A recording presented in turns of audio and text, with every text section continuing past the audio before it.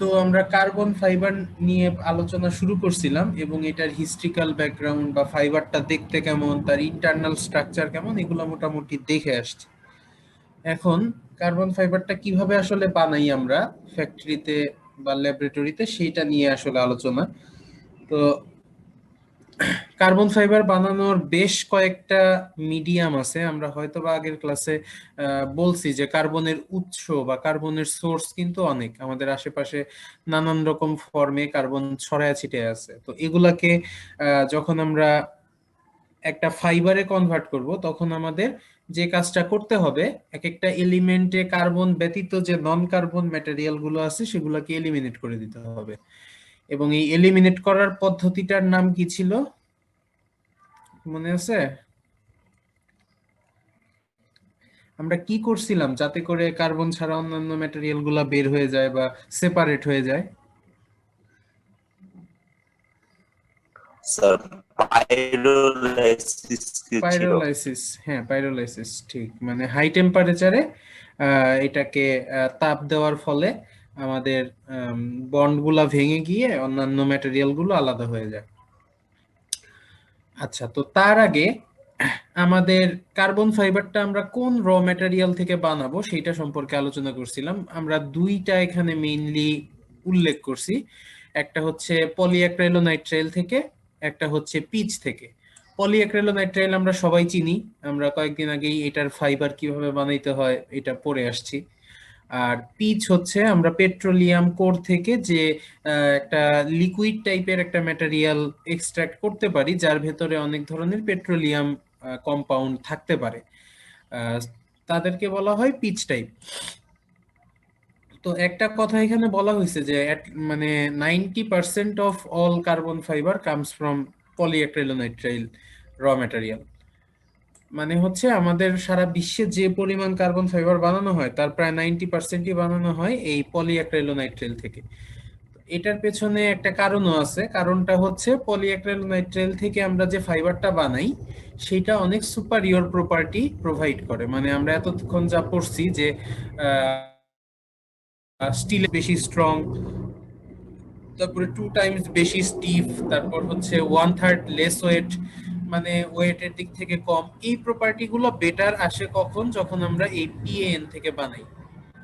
এর কারণটা হচ্ছে পলিঅ্যাক্রিলোনাইট্রাইল অনেক মানে অর্ডার্ড একটা ম্যাটেরিয়াল কম্পেয়ার টু এই পিচ টাইপ ম্যাটেরিয়াল। কারণ পিচ টাইপ আমরা জাস্ট তুলে নিয়ে আসি, এর ভেতরে কত পার্সেন্ট কি আছে এই সম্পর্কে আমরা আসলে অতটা স্পেসিফিক্যালি বলতে পারি না, কারণ এটা ডিরেক্ট মাটির নিচ থেকে তুলে নিয়ে আসি। সো এটাতে বিভিন্ন রকম ম্যাটেরিয়াল থাকতে পারে, কার্বনের পার্সেন্টেজ বা অন্যান্য ম্যাটেরিয়াল গুলোর পার্সেন্টেজ বিভিন্ন রকম হইতে পারে, এদের ইন্টারনাল স্ট্রাকচারও বিভিন্ন রকম হইতে পারে। So we don't know about that. এটা আসলে কিছুটা আনপ্রেডিক্টেবল বলা যায়, যে কি হবে আসলে এটা আমাদের জানা নেই। প্রপার্টি গুলা কেমন হবে আমরা we are not quite certain about that, মানে আমরা শিওরলি বলতে পারি না। সো দ্যাটস ওয়াই আমাদের এই পিএএন টাইপ যে ফাইবারটা আছে এইটা হচ্ছে ম্যাক্সিমাম ক্ষেত্রে ইউজ করা হয়। আর আমরা সামনে গিয়ে যে ম্যানুফ্যাকচারিং টেকনিক দেখব সেটাও মোস্টলি হচ্ছে পিএএন ফাইবারের জন্য। পিচ ফাইবারের ফ্লোচার্টটাও আমরা কিছুটা দেখব, বাট আমরা মানে যেটা শিখবো সেটা হচ্ছে এই পিএএন ফাইবারের জন্য।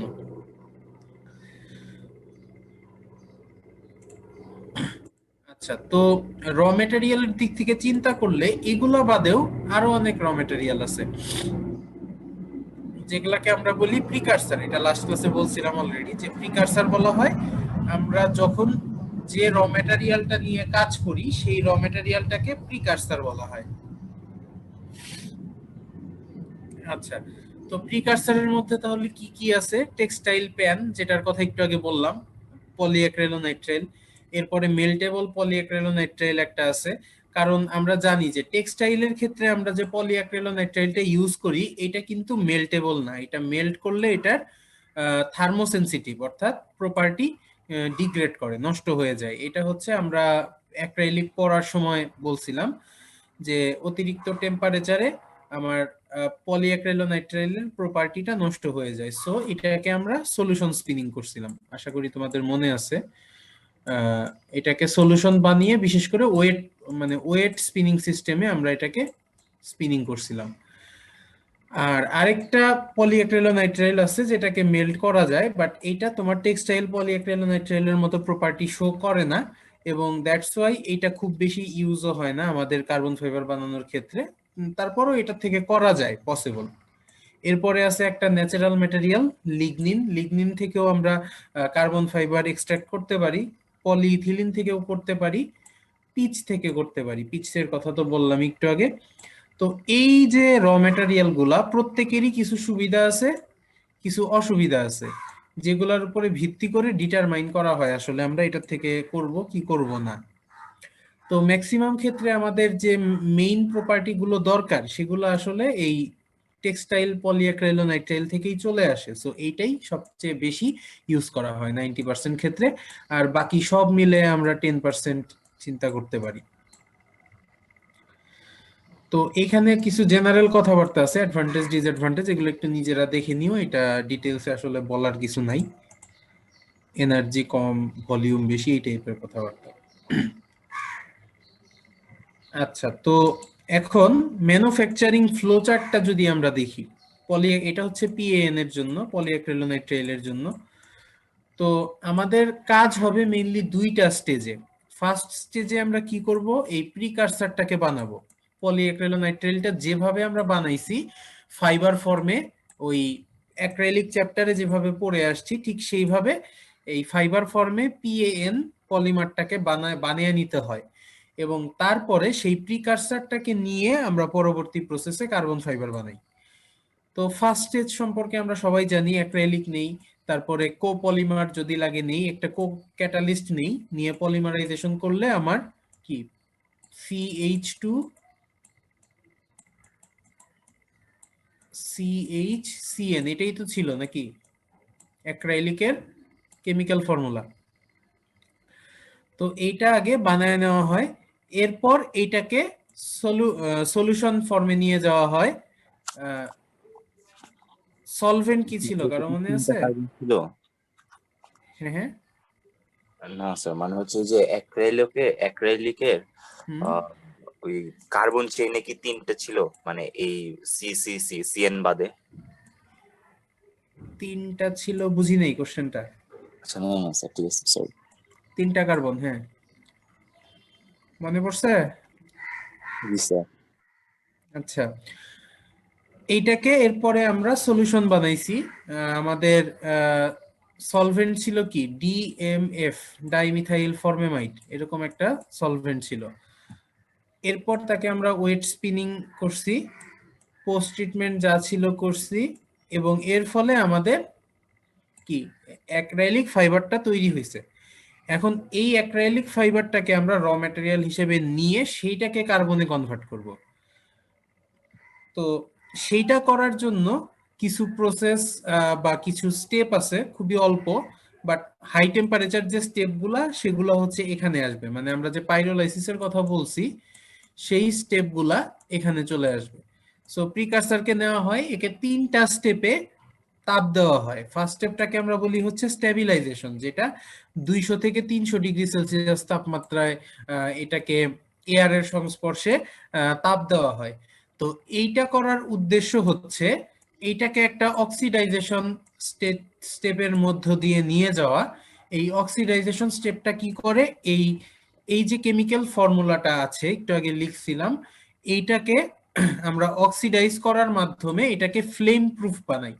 অর্থাৎ পরবর্তী প্রসেসগুলোতে যখন আমরা আরো হাই টেম্পারেচারে তুলবো তখন যেন এই ফ্লেমটা এটার কোনো ক্ষতি করতে না পারে। এটার জন্য এটাকে ফ্লেম প্রুফিং করার জন্য মূলত এই এয়ারের সংস্পর্শে এই 200 থেকে 300 ডিগ্রি সেলসিয়াস তাপমাত্রায় এটাকে তাপ দেওয়া হয়। তো প্রতিটা স্টেজ আমরা একটু পরে দেখবো, একটা ভিডিও দেখবো ইনফ্যাক্ট, যাতে আরো ক্লিয়ার হয়ে যায়। আর এর কেমিক্যাল ফর্মুলা বা কেমিক্যাল স্ট্রাকচারের কি অবস্থা হয় সেটাও আমরা একটু পরে দেখবো। জাস্ট এখন আমরা স্টেপগুলোর নাম এবং কাজগুলা একটু জেনে নিই। সেকেন্ড স্টেপ হচ্ছে কার্বনাইজেশন, অর্থাৎ এই স্টেজে আমরা আসলে কার্বন কার্বনের সাথে অন্যান্য যে ম্যাটেরিয়াল গুলো ছিল সেগুলোকে সেপারেট করে ফেলি।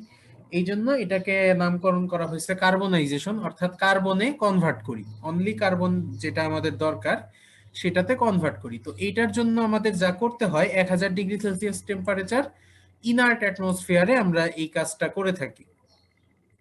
ইনার্ট অ্যাটমসফিয়ারে করার ওয়ান অফ দ্য রিজন হচ্ছে আমরা জানি যে যেখানে অক্সিজেন থাকে সেখানে যদি অনেক হাই টেম্পারেচার দেই তাহলে কি এক্সপ্লোড করার একটা পসিবিলিটি থাকে, তাই না? অক্সিজেনই তো আসলে আগুন জ্বালায় বা আগুন ধরাইতে সহায়তা করে, তাই তো? ছোটবেলায় তোমরা ওই যে মোমবাতি আর গ্লাস নিয়ে পরীক্ষা করছো না? গ্লাস দিয়ে ঢাইকা দিলে মোমবাতি নিভে যায় একটুক্ষণ পরে, তার মানে আগুন ধরতে পারে না। জি স্যার। সো ওইটা অ্যাভয়েড করার জন্য এখানে আমরা ইনার্ট অ্যাটমসফিয়ারে কাজ করে থাকি। 1000 ডিগ্রি সেলসিয়াস একটা অনেক হাই টেম্পারেচার, সো এই কারণে এই কাজটা করে থাকি। আর থার্ড স্টেজ হচ্ছে গ্রাফিটাইজেশন, যেটা করা হয় আরো হাই টেম্পারেচারে, almost 3000 degree Celsius temperature, which is a very very high temperature. আর এইখানে যে কাজটা হয়, আমরা ইন্টারনাল শেপ দেখছিলাম ফাইবারের বা ইন্টারনাল স্ট্রাকচার দেখছিলাম যে ওইটা কি হেক্সাগোনাল এরকম রিং শেপে ছিল, তাই না? এবং এই শেপটা কি গ্রাফাইটের সাথে সামঞ্জস্যপূর্ণ একটা শেপ। গ্রাফাইটের শেপ অনেকটা এরকম, তাই না? গ্রাফাইট শিটের মতো। তো এই শেপটা ফর্ম হয় আমাদের এই স্টেজে। সো এই কারণে স্টেজটার নাম হচ্ছে গ্রাফিটাইজেশন, বা গ্রাফাইটের মতো ক্রিস্টালাইন স্টেজে চলে আসে এই স্টেজে। তো এই সবকিছু হওয়ার পর আমরা ফাইনালি যে জিনিসটা পাই সেটা হচ্ছে হাই মডুলাস কার্বন ফাইবার। তো এখন আমার একটা কোশ্চেন আছে যে আমরা আসলে ফাইবার শেপে নিয়ে গেলাম কোন স্টেজটাতে? এগুলাতে তো শুধু বললাম যে টেম্পারেচার দিচ্ছি, তাপ দিচ্ছি। তাইলে ফাইবারের যে একটা শেপ আছে, ওই যে high length to width ratio বা এটার ফ্লেক্সিবিলিটি বা ফাইননেস, এই এই শেপটা আসলে কখন আসলো? কারণ কার্বন ফাইবারটা তো আমরা এই শেপেই পাবো, তাই না? কার্বন ফাইবার তো আর অন্য কোনো শেপে আসবে না, ফাইবার ফাইবারের শেপে আসবে। তো এই শেপটা আসছে আমরা যখন অ্যাক্রাইলিক ফাইবার বানাইছি তখনই আসলে এই শেপটা চলে আসছে। তো ফাইবার আমরা এই ফরম্যাটেই বানিয়ে ফেলছি। ফাইবারটাকে জাস্ট পাস করছি আমরা বিভিন্ন রকম চেম্বারের মধ্য দিয়ে, বিভিন্ন রকম টেম্পারেচারের মধ্য দিয়ে, এবং ফাইনালি আমরা যে জিনিসটা পাইছি সেটাই হচ্ছে আমাদের কার্বন ফাইবার। বুঝা গেছে? জি স্যার। জি স্যার। আচ্ছা, তো এখানে আমরা দেখতে পাচ্ছি ওই স্টেপ গুলাই, অর্থাৎ আমাদের শুরু হয়েছে এখানে যে অ্যাক্রাইলিক ফাইবার থেকে, পিএএন ফাইবার থেকে আমরা শুরু করছি। ফার্স্ট অফ অল এটার কেমিক্যাল স্ট্রাকচার ছিল এরকম, 200 থেকে 300 ডিগ্রি দিয়ে নিয়ে গেছি ফ্লেম প্রুফিং ফার্নেস যেটাকে আমরা বলতেছি, বা স্টেবিলাইজেশন ফার্স্ট স্টেপ যেটা বলছিলাম। যাওয়ার পর যে অক্সিডাইজেশন হয়ে অক্সিজেন যুক্ত হয়ে হয়ে আমাদের এই অবস্থায় চলে আসছে। এটা একটা ফ্লেম প্রুফ ম্যাটেরিয়াল, এটাতে ফ্লেম তেমন একটা ইম্প্যাক্ট করতে পারে না। তারপরের স্টেপটা ছিল কার্বনাইজেশন, 1000 টু 2000 ডিগ্রি সেলসিয়াস, যার ফলে আমাদের কার্বনাইজিং ঘটছে, অর্থাৎ এখানে কার্বন ব্যতীত অন্যান্য যা কিছু ছিল মোটামুটি সবকিছু বের হয়ে গেছে। এখানে কিছু নাইট্রোজেন রয়ে যায়। যেহেতু নাইট্রোজেন রয়ে যাওয়ার কারণটা হচ্ছে, ওয়ান অফ দ্য রিজন হচ্ছে আমরা এটা নাইট্রোজেনের উপস্থিতিতে, ইনার্ট অ্যাটমসফিয়ার যেটা বলতেছি, আর্গন গ্যাস অথবা নাইট্রোজেন গ্যাসের উপস্থিতিতে আমরা এই কাজটা করে থাকি। সো এখানে কিছু নাইট্রোজেন থেকে যেতে পারে। এর পরবর্তীতে যখন গ্রাফিটাইজেশন হয় তখন আর কি কমপ্লিটলি সবকিছু রিমুভ হয়ে যায়। 2000 থেকে 3000 ডিগ্রি সেলসিয়াসে আসলে একদম এই ক্রিস্টালাইন এই শেপে চলে আসে, গ্রাফাইটের ফর্মে চলে আসে। There is no more other materials here, সবকিছু রিমুভ হয়ে যায়। এটা হচ্ছে লাস্ট গ্রাফিটাইজেশন স্টেপ। এবং এরপরে যদি কোনো আমাদের ফাইনাল কোনো ট্রিটমেন্ট থাকে, যেমন ইপক্সি বা রেজিন ট্রিটমেন্ট আমরা করে থাকি নরমালি কার্বনের জন্য, যাতে করে এই বন্ডিং গুলা, কার্বন কার্বন যে বন্ডিং গুলো আছে এগুলো আরো বেশি স্ট্রং হয়।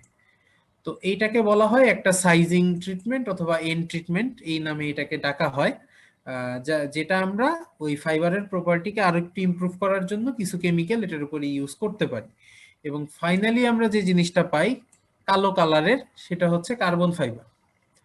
তো আমরা একটু পরে ভিডিও দেখবো, ভিডিওতে দেখবা যে অ্যাক্রাইলিক ফাইবারটা একদম সাদা, ধবধবা সাদা। এটা এই স্টেজ দিয়ে যাইতে যাইতে যাইতে যাইতে এক সময় একদম কি কুচকুচে কালো হয়ে যায়। কার্বন ফাইবারটা দেখতে একদম কুচকুচে কালো, এত হাই টেম্পারেচারে যাওয়ার ফলে তার আসলে এটা অনেক কালো হয়ে যায়। আচ্ছা, আরেকটা জিনিস এখানে আমরা দেখানোর চেষ্টা করছি যে কস্ট ব্রেকডাউন। আমরা যে কার্বন ফাইবারের প্রপার্টিতে পড়ছিলাম, কার্বন ফাইবার কি দামি নাকি সস্তা, মনে আছে? এক্সপেন্সিভ নাকি চিপ? Expensive sir. এক্সপেন্সিভ। এইটা হওয়ার কারণটা আসলে কি?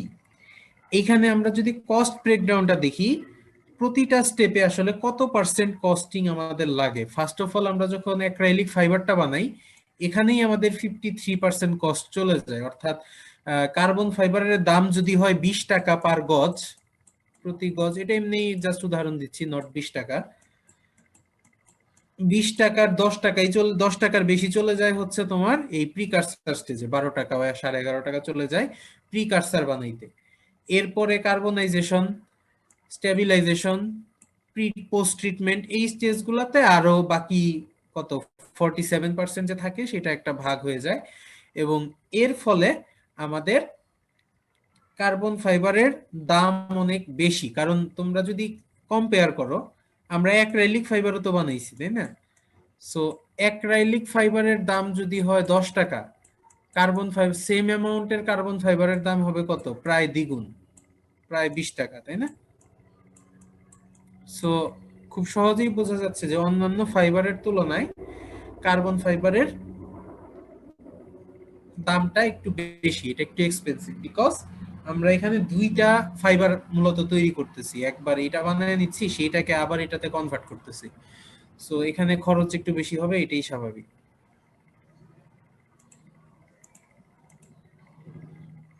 আচ্ছা, তো ওইটা গেল আমাদের পেন বেসড কার্বন ফাইবার, অর্থাৎ পলিঅ্যাক্রিলোনাইট্রাইল থেকে যেভাবে আমরা তৈরি করে থাকি। প্রশ্ন ছিল আর কি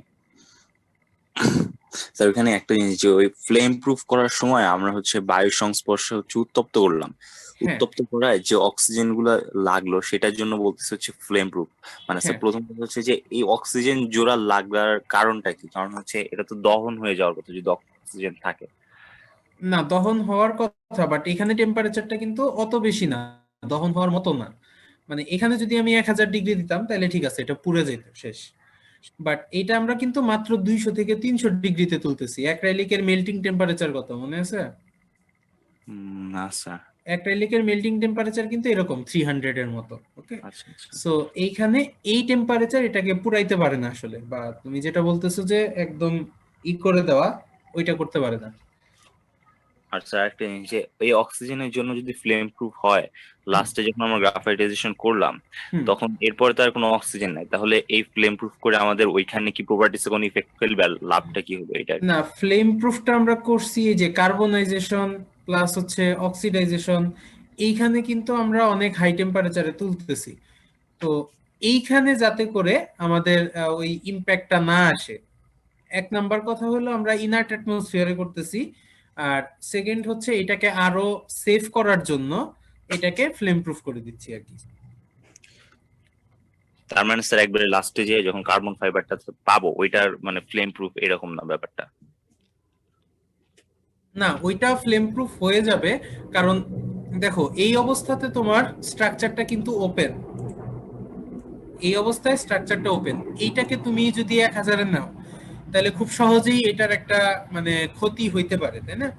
বাট যখনই আমি অক্সিডাইজ করছি, স্ট্রাকচারটা কিন্তু এরকম রিং ফর্মে ক্লোজড হয়ে গেছে, ক্লোজ স্ট্রাকচার তৈরি হয়ে গেছে। এরকম হাজার হাজার ক্লোজ স্ট্রাকচার এখানে আছে।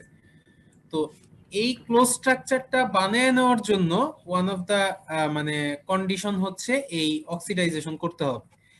এটা না করলে তুমি এই যে এই বন্ডিং গুলা ভেঙে আসলে এরকম এক একটা ক্লোজ স্ট্রাকচার তৈরি করতে পারবে না। বাট স্ট্রাকচারটা যখনই ক্লোজ হয়ে গেছে একদম, তখন তো তোমার কেমিক্যাল মানে স্ট্রাকচারটাই পুরা চেঞ্জ, এটার সাথে এই স্ট্রাকচার পুরা চেঞ্জ হয়ে গেছে।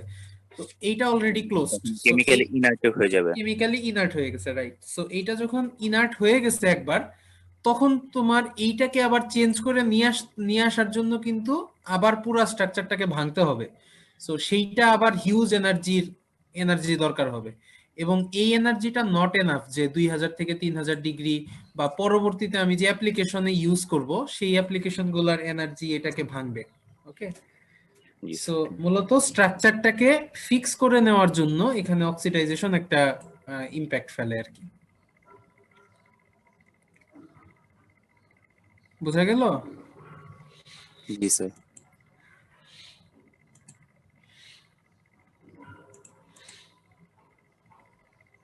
আচ্ছা, তো এরপরে যেটা, সেটা হচ্ছে আমরা পেট্রোলিয়াম থেকে কিভাবে প্রোডাক্টটা বানাবো, বা ওই কয়েল বা টার বা পেট্রোলিয়াম বেসড পিচ বেসড যেটা বলছিলাম সেইটার কিভাবে আসে সেটা একটু দেখার চেষ্টা করব। মোটামুটি সেইমই আমাদের সিস্টেম, জাস্ট একটু পার্থক্য আছে।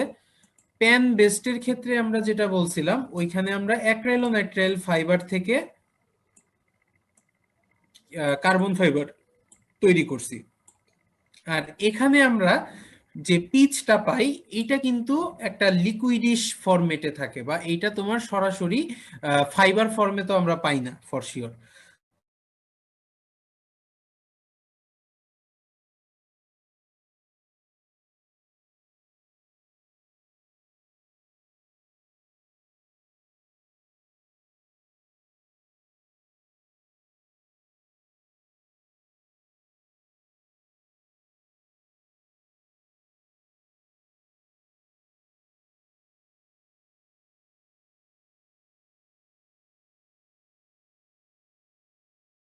থেকে 400 ডিগ্রি সেলসিয়াস তাপমাত্রায়, অর্থাৎ মেল্ট স্পিনিং মানে হচ্ছে কি, ওই যে আমাদের একটা শাওয়ার হেডের মতো যে যন্ত্র ছিল স্পিনারের, এটার মধ্য দিয়ে মেল্টেড অবস্থায় আমরা এই পিচটাকে ফাইবার ফর্মে বের করে নিয়ে আসি। তো তৈরি হয়ে গেল পিচ ফাইবার। এর ফলে যে জিনিসগুলোকে পাইলাম এটার নাম হচ্ছে পিচ ফাইবার। এই পিচ ফাইবারকে পরবর্তীতে আমরা প্যানের যে কন্ডিশনগুলো অ্যাপ্লাই করছিলাম, অর্থাৎ ওই যে স্টেবিলাইজেশন বা এখানে ইনফিউজিবিলাইজেশনও ডাকা হয় এটাকে, এটাও একটা অক্সিডাইজেশন প্রক্রিয়া, কার্বনাইজেশন, গ্রাফিটাইজেশন, এগুলা করার মাধ্যমে আমরা ওই পিচ ফাইবারটাকে কার্বন ফাইবারে কনভার্ট করে থাকি। সো এইখান থেকে প্রসেস অলমোস্ট সিমিলার, বাট আমাদের পার্থক্য শুধু এই পিচটাকে আমরা কিভাবে ট্রিটমেন্ট করব, সেইটা হচ্ছে আমাদের মেইন পয়েন্ট অফ ফোকাস। ওইখানে পলিঅ্যাক্রিলোনাইট্রাইলটা আমরা বানাইছিলাম, এখানে পিচ থেকে পিচ ফাইবার আমরা বানাই, তারপরে হচ্ছে মোটামুটি সবকিছুই সেম। তো এইটা হচ্ছে আমাদের পিচ থেকে বানানো কার্বন ফাইবার। স্যার পিচ থেকে যখন ফাইবার বানালাম তখন কি ওটা জমে যায়? পিচ থেকে ওই যে মেল্ট স্পিনিং এ, হ্যাঁ আমরা যেভাবে করি না, তোমার যখন 300 থেকে 400 ডিগ্রিতে থাকবে, এটা তো লিকুইড অবস্থায় আছে। তো পরবর্তীতে আমরা যখন বের করব এটাকে, তো আমি আবার ওই যে কুলিং করব, কুল এয়ার দিয়ে এটাকে ঠান্ডা করব। ঠান্ডা করলে টেম্পারেচার যখন কমে যায় তখন সে সলিড ফাইবার ফর্মে চলে আসে।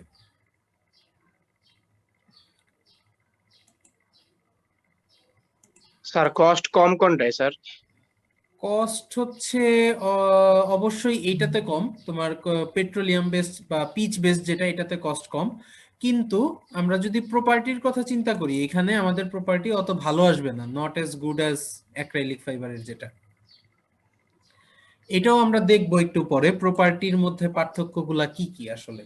আমরা একটা গ্রাফ দেখে বোঝার চেষ্টা করব যে দুইটার।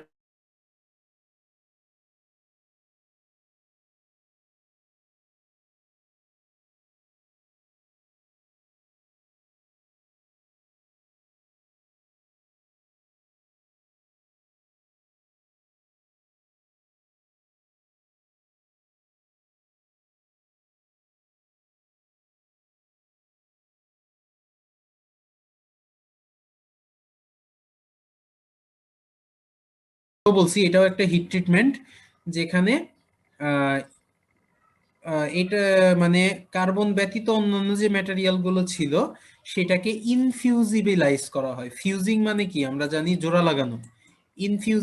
ইনফিউজিং মানে হচ্ছে জোড়া লাগানোর উল্টা, মানে সেপারেট করা। সো এইটাও আমাদের একটা ইনার্ট অ্যাটমসফিয়ারে করা হয় in the presence of nitrogen or argon gas.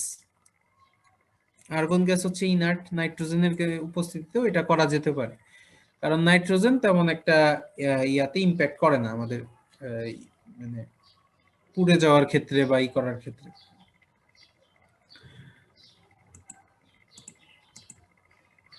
আচ্ছা, তো তারপরে যে এই গ্রাফটার কথা বলছিলাম, যেটা থেকে আমরা বুঝতে পারবো যে why PAN based fibre is more মানে কনসিস্টেন্ট বা সুইটেবল দেন হচ্ছে পিচ বেসড ফাইবার।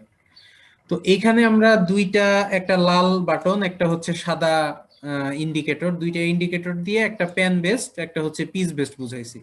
তো এখানে মূলত একটা এক্সপেরিমেন্ট থেকে নেওয়া, এটা হচ্ছে ওই যে তোমাদের একটা পেপার দিছি, ওরকম একটা একজন সায়েন্টিস্ট একটা পেপার পাবলিশ করছেন। উনি হচ্ছে টেস্ট করছেন টেনজাইল স্ট্রেংথ মেগাপ্যাসকেলে ভার্সেস হচ্ছে টেনজাইল মডুলাস। টেনজাইল মডুলাস হচ্ছে কি, টেনজাইল স্ট্রেংথ আর টেনজাইল যে ইলংগেশন, এই দুইটার রেশিওকে আমরা বলি হচ্ছে মডুলাস। যেমন ইয়াংস মডুলাস কাকে বলি, ওরকম আর কি। যে ইলাস্টিক স্ট্রেস আর হচ্ছে স্ট্রেইনের যে ইয়াটা মানে রেশিওটা, সেটাকে আমরা বলি অলওয়েজ মডুলাস। তো এইখানে উনি বেশ কিছু স্যাম্পল নিছেন, যেমন আমরা ধরি এই প্যান বেজের 20টা স্যাম্পল নিছেন, আর পিচ বেজের আরো 20টা স্যাম্পল নিছেন, নিয়ে এরকম টেস্ট করছে টেনজাইল মডুলাসের সাপেক্ষে টেনজাইল স্ট্রেংথের মানগুলাকে বের করছেন এবং সেগুলা একটা চার্টে প্লট করছে। তো এখান থেকে উনি যেটা প্রমাণ করতে চাইছে যে অবভিয়াসলি আমরা দেখতে পাচ্ছি যে প্যান বেসড ফাইবারের যে পয়েন্টগুলা, এগুলার স্ট্রেংথ হচ্ছে অনেক হাই, 6000 বা 6500 থেকে 3500 এরকম আর কি। আর দুই একটা বাইরে, দুইটা হচ্ছে কিছু ব্যতিক্রম থাকতে পারে, ওইখানে হয়তো বা কোনো স্ট্রাকচারাল ডিফেক্ট ছিল বা অন্যান্য কিছু ছিল, এই কারণে এই দুইটা একটু লোয়ার হয়ে গেছে। আর অন্যদিকে পিচ বেজের ক্ষেত্রে উনি যেটা পাইছেন, এরকম কিছু পাইছেন হচ্ছে একদমই লোয়ার গ্রেডের, লোয়ার মডুলাসের, কিছু পাইছেন একদম হায়ার মডুলাসের, বাট এখানে স্ট্রেংথ 4000-এর উপরে উঠে নেই কোনোটারই। 2000 1000 থেকে শুরু করে 4000-এর মধ্যে স্ট্রেংথ ঘোরাফেরা করছে। আর অন দি আদার হ্যান্ড এইখানে আমাদের মডুলাসের পরিমাণটা কম বা মডুলাসের ছড়ানোর ইয়াটা কম, বাট একই জায়গাতে আমরা ম্যাক্সিমাম পয়েন্ট পেয়ে যাচ্ছি। অর্থাৎ আমরা বলতে পারি যে 20টার মধ্যে 18টাই আমাদের বেশ কনসিস্টেন্ট একটা রেজাল্ট দিছে। অন দি আদার হ্যান্ড এখানে কিছু হচ্ছে একদম কমে গেছে, আবার কিছু হচ্ছে একদম বেড়ে গেছে। তো আমরা জানি যে একটা মেকানিক্যাল কোনো কিছুর যখন মেকানিক্যাল প্রপার্টি আমরা মেজার করি, তখন আসলে যে জিনিসগুলা ইম্প্যাক্ট করে, ফার্স্ট অফ অল হচ্ছে স্ট্রেংথ। এই পয়েন্টটা কতটা হাই, যত হাই তার স্ট্রেংথ তত ভালো, তাই না? সো এটা একটা মেজর পয়েন্ট। সো এইখানের দিক থেকে চিন্তা করলে কি আমাদের প্যান বেসড গুলা superior first of all. Second হচ্ছে ইলংগেশন। ইলংগেশনের সাথে সম্পর্কিত হচ্ছে আমাদের এই মডুলাস। অর্থাৎ আমাদের ইলংগেশন বা ছড়ায়া পড়ার প্রবণতা যত বেশি, তার কিন্তু স্ট্রেংথ তত কম বা তার বাধা দেওয়ার ক্ষমতা তত কম। চিন্তা করে দেখো, একটা ফাইবারকে তুমি যদি দুই দিক থেকে টানো, সে যদি খুব সহজেই লম্বা হয়ে যায়, তাইলে কি আমরা তার ইলংগেশন বেশি বলে থাকি, তাই না? এটা বেশি ইলংগেট করতেছে। বাট যখনই বেশি ইলংগেট করবে, তখনই তার স্ট্রেংথটা কমে যাবে আলটিমেটলি। আর এই ফাইবারটাকে তুমি যদি টেনে লম্বা না করতে পারো, এটা যদি বেশি ইলংগেট না করে, তাইলে কিন্তু এটা হায়ার রেজিস্ট্যান্ট শো করবে, অর্থাৎ এটার স্ট্রেংথ বেশি হবে। যদি না মানে কোনো পয়েন্টে ছিঁড়ে যায়, ছিঁড়ে যাওয়ার আগ পর্যন্ত বলতেছি, ছিঁড়ে গেল তো সেটা ব্রেক করে গেল, কাহিনী শেষ। তো এইটাকে আমরা ব্যাখ্যা করতে পারি আমাদের স্ট্রেস স্ট্রেইন কার্ভ থেকে।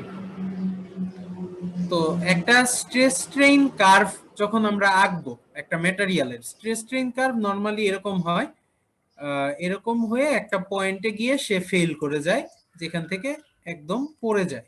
তো এদিকে স্ট্রেস থাকে, এদিকে স্ট্রেইন থাকে। তো স্ট্রেস স্ট্রেইন কার্ভের মানে স্ট্রেস স্ট্রেইন কার্ভ থেকে আমরা আসলে কি কি মানে প্রপার্টি পাই, এই সম্পর্কে কি তোমরা মোটামুটি সবাই তো কিছুটা হলেও ধারণা আছে নাকি? আমরা কি তোমাকে যদি একটা স্ট্রেস স্ট্রেইন কার্ভ দিয়ে বলি যে এই কার্ভ থেকে তুমি বর্ণনা করো যে কোনটা আমাদের ইয়াংস মডুলাস, কোনটা ইল্ড পয়েন্ট, কোনটা আলটিমেট টেনজাইল স্ট্রেংথ, কোনটা এর টাফনেস, কোনটা রেজিলিয়েন্সি, কোনটা ব্রিটেলনেস, কোনটা ডাকটাইলিটি, এগুলো কি বের করতে পারো বা মনে আছে? জি স্যার ইএমএ শিখছিলাম স্যার। হ্যাঁ, শিখছিলা। তো ওই স্ট্রেস স্ট্রেইন কার্ভের মানে বিভিন্ন পয়েন্ট থেকে বিবেচনা করে আমরা আসলে একটা ফাইবারের টেনজাইল প্রপার্টি বা মেকানিক্যাল প্রপার্টি কেমন সেটা খুব সহজেই ব্যাখ্যা করতে পারি। আহ, একটা মিনিট, যেহেতু আমরা স্ট্রেস স্ট্রেইন কার্ভের কথায় আসছি, একটা জিনিস একটু দেখিয়ে দিই। আচ্ছা, একটা ছবি নিশ্চয়ই দেখতে পাচ্ছ বা পাচ্ছ। আহ,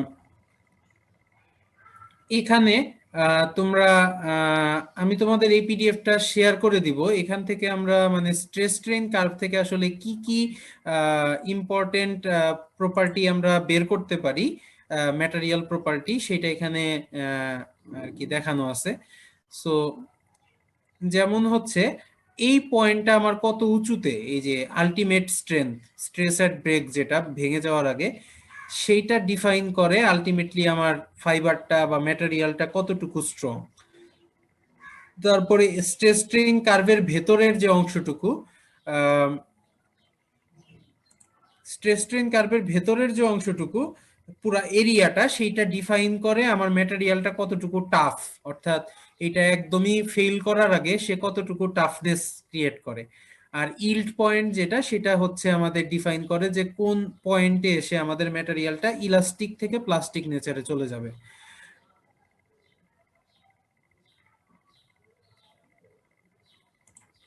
তো এইটা হচ্ছে আমাদের, এছাড়া আমাদের ম্যাটেরিয়ালটা কতটুকু হার্ড, কতটুকু সফট, বা হচ্ছে এটা কি ব্রিটেল নাকি ডাকটাইল, এই জিনিসগুলো আমরা আসলে এই স্ট্রেস স্ট্রেইন কার্ভ থেকে এর রেজিলিয়েন্সি কতটুকু বা এর টাফনেস কতটুকু, এগুলো আসলে এখান থেকে আমরা ব্যাখ্যা করতে পারি। স্যার একটু নিচে তো একটা স্লাইড একটু দেখান দিচ্ছে। এটা নিচেরটা স্যার। স্যার এই যে এইখানে প্রথম যে গ্রাফটা, ওইখানে স্যার ওই সবুজ রঙের ওইটা দিয়ে স্টিফ বুঝানো হয়েছে। এটার মানে কি যে ওই সবুজ রঙের রেঞ্জটা যত বড় হবে ওই ফাইবারটা তত বেশি স্টিফ হবে, এরকম কিছু? না, স্টিফনেসটা আসলে এইটা অ্যাঙ্গুলার একটা ভেলোসিটি, মানে অ্যাঙ্গুলার একটা ভ্যালু। অর্থাৎ আমাদের এই ইয়াটা যত খাড়া হবে তার স্টিফনেস তত বেশি। এটা যদি এরকম হয় তার স্টিফনেস কম। স্টিফনেস মানে হচ্ছে এক ধরনের, কি বলবো, এটা হচ্ছে রিজিডিটি, তাই না? মানে একটা স্টিলের স্কেল চিন্তা করো। তো এইটা যদি তোমার স্ট্রেস আর স্ট্রেইন, মানে স্ট্রেইন বেশি হওয়া মানে কি, তার ইলংগেশন বেড়ে যাওয়া, তাই না? মানে অরিজিনাল লেন্থের সাপেক্ষে তার ডিফরমেশনটা বেশি হচ্ছে। আর এটা যতটা খাড়া হবে আমার স্ট্রেইনটা তত কম হবে, তাই না?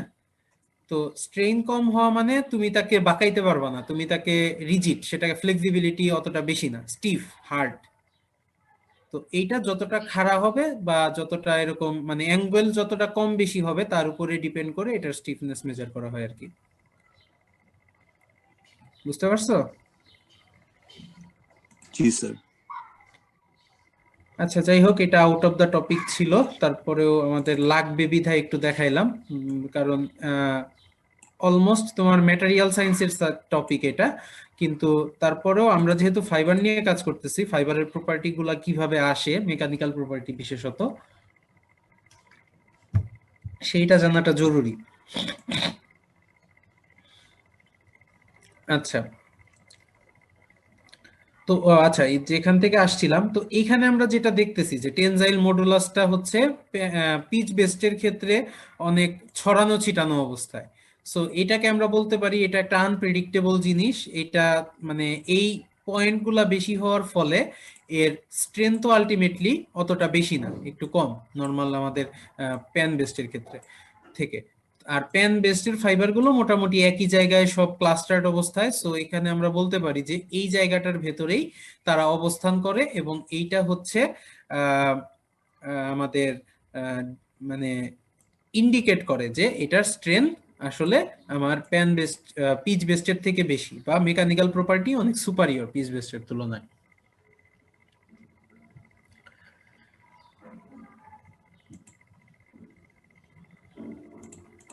আচ্ছা, তো এরপরে ম্যানুফ্যাকচারিং এর ক্ষেত্রে কিছু চ্যালেঞ্জ আছে যেগুলো নিয়ে আলোচনা করছি, যে এইটা first of all not a cost efficient process, মানে এটা একটা কস্টলি প্রসেস, যেটা আমরা দেখলাম কস্ট এফিশিয়েন্ট না।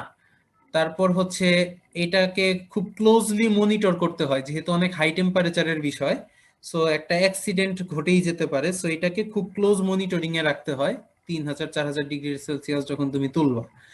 হেলথ সেফটির একটা বিষয় আছে, কারণ কার্বন বা কার্বন মনোক্সাইড বা carbon dioxide they are not good for our respiratory system, এটা আমরা জানি। সো এখান দিয়ে হেলথ এবং সেফটির একটা প্রিকশন নিতে হয় অলওয়েজ। তারপরে হচ্ছে স্কিন এবং ব্রিদিং ইরিটেশন ক্রিয়েট করতে পারে, সো এটাও একটা সমস্যা ফেস করতে হয় while making carbon fibre in the industrial level. আর কিছু মেজর ম্যানুফ্যাকচারার আছে যাদের নাম এখানে দেওয়া আছে, যারা কার্বন ফাইবার তৈরি করে বা কার্বন ফাইবার নিয়ে কাজ করে।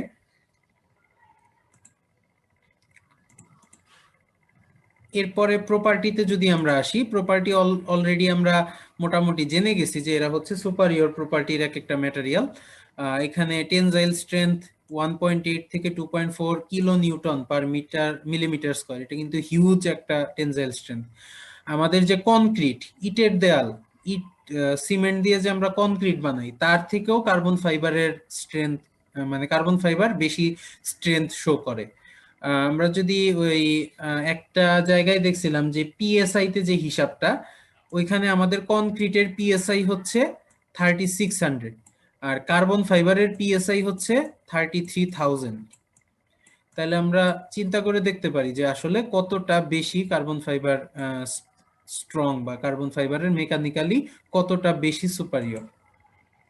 স্যার পিএসআই এর ফুল ফর্ম কি? Pascal per square inch. PSI, হ্যাঁ, প্যাসকেল পার স্কয়ার ইঞ্চ, মানে সে প্রতি স্কয়ার ইঞ্চে কত প্যাসকেল নিতে পারে আর চাপ কি, নিতে চাপ সক্ষম। নিতে পারে। হ্যাঁ, sir poundal per square inch না স্যার? পাউন্ডাল না প্যাসকেল? আচ্ছা দাঁড়াও একটা মিনিট, আমি প্যাসকেল তো নিউটন পার মিটার স্কয়ার এভাবেই স্যার, এটা তো নিজেই স্যার হ্যাঁ। চাপ হয়ে যায়। দাঁড়াও একটা মিনিট, আমি জায়গায় লিখেছিলাম। Sir maybe poundal per square inch হতে পারে এটা হতে। গুগলে একটু সার্চ দিয়ে দেখো, আমি ভুলে গেছি, ঠিক মনে নেই, অনেক আগে পড়ছিলাম। হ্যাঁ, পাউন্ড পার স্কয়ার ইঞ্চ। এক এক পিএসআই মানে হচ্ছে তোমার প্রায় 7000 প্যাসকেল, ঠিক আছে? হ্যাঁ, 1 পিএসআই মানে হচ্ছে 7000 অলমোস্ট প্যাসকেল। আচ্ছা, যাই হোক, এরপরে ব্রেকিং এক্সটেনশন, অর্থাৎ ব্রেক হওয়ার আগে যে পরিমাণ এক্সটেনশনটা হয় 0.5%, অর্থাৎ খুব বেশি এক্সটেনশন হয় না। তার মানে আমরা বলতে পারি যে এর ইলংগেশন অতটা বেশি না, সো সে হচ্ছে মানে মেজর স্ট্রেংথ বা রেস্ট্রেইনিং ফোর্স ক্রিয়েট করতে পারে এগেইনস্ট লোড। ডেনসিটি 1.95 গ্রাম পার সিএম কিউব, ডেনসিটি মোটামুটি ভালো, বেশ বেশি। আমরা পলিইথিলিন বা পলিপ্রোপিলিনের ডেনসিটি পড়ছিলাম হচ্ছে 0.92 গ্রাম পার সিসি বা গ্রাম পার সেন্টিমিটার কিউব, আর এটার ডেনসিটি 1.95 গ্রাম পার সেন্টিমিটার কিউব। সো এখানে ডেনসিটি বেশ ভালো ওইটার সাথে তুলনা করলে। স্পেসিফিক গ্র্যাভিটি আছে 1.75 টু 1.85, ময়েশ্চারের ইফেক্ট নীল, একদমই নাই। ফ্লেমেবিলিটি নন ফ্লেমেবল, যেহেতু স্ট্রাকচারটা ক্লোজড, নন ফ্লেমেবল। সানলাইটের ইফেক্ট তেমন বেশি না, নাই বললেই চলে। কেমিক্যাল সলভেন্ট এগুলোও তেমন ক্ষতি করতে পারে না, বাট কিছু স্ট্রং অক্সিডাইজিং এজেন্ট যদি আমরা দেই তাইলে কিছুটা হয়তো বা ডিগ্রেড বা ইরোশন ঘটাইতে পারে, ক্ষয় ঘটাইতে পারে। এছাড়া তেমন কোনো কেমিক্যাল এটার উপরে কোনো এফেক্ট করতে পারে না। ইনসেক্ট অর্গানিজমের ইফেক্টও নাই, এগুলো তো করবেই না, অলরেডি আমরা জানি। স্যার কার্বন ফাইবারের যে আমাদের মানে ড্রেসগুলো হয়, এগুলোর দাম কি রকম পড়ে? জিএসএম এর দাম? কার্বন ফাইবার দিয়ে ড্রেস আসলে ওইভাবে হয় না। কার্বন ফাইবার পিওরলি তুমি ইউজ করতে পারবা না টেক্সটাইলের ক্ষেত্রে অন্তত, বিকজ কার্বন অনেক স্টিফনেস যেটা দেখাইলাম, যে রিজিড, শক্ত, ফ্লেক্সিবল না। সো কার্বন যেভাবে ইউজ হয়, কার্বনটাকে তুমি ইউজ করতে পারো কম্পোজিট আকারে, কার্বন ন্যানো টিউব নিয়ে, ন্যানো আকারের ম্যাটেরিয়াল নিয়ে সেটাকে অন্য কোনো ফাইবার বা অন্য কোনো বাইন্ডারের সাথে কম্পোজিট বানাইয়া সেটাকে ইউজ করতে পারো। কম্পোজিট মানে হচ্ছে তোমার ধরো আমি অন্য একটা লিকুইড নিলাম, যার ভেতরে কার্বনটাকে এরকম ছড়াইয়া দিলাম, ছড়াইয়া দিয়া, যেমন ধরো পলিস্টারটাকে আমরা মেল্ট করি না, গলাই না, গলানোর পর এর ভেতরে যদি আমি কার্বন ন্যানো ম্যাটেরিয়ালটাকে ছড়াইয়া দিই হোমোজিনিয়াসলি, তারপর যদি আমি ফাইবার বানাই, তাইলে আমার যেটা হবে, ফাইবারের ভেতরে ভেতরে এই কার্বন ন্যানো ম্যাটেরিয়ালের ফিলার চলে আসবে, এগুলাকে বলে ফিলার। যেটার ভেতরে আমরা দিচ্ছি সেটাকে বলে হচ্ছে ম্যাট্রিক্স, আর যে ছোট ছোট এলিমেন্ট গুলো দিচ্ছি ভিতরে সেটাকে বলি আমরা ফিলার। তো কার্বনকে আমরা ফিলার হিসেবে ইউজ করতে পারি। তো এইটা করলে যেটা হয়, সরাসরি আমরা কার্বন ইউজ করলাম না, কিন্তু কার্বনের যে রিইনফোর্সিং প্রপার্টি সেটা আর কি এর মধ্যে চলে আসলো। আর যখন তুমি পলিস্টারের সাথে কার্বন ইউজ করবা তখন তো 100% কার্বন আমরা ইউজ করতেছি না, সো মানে কস্টটাও আসলে অত বেশি হবে না, not as like as 100% carbon use করলে যেটা হইতো।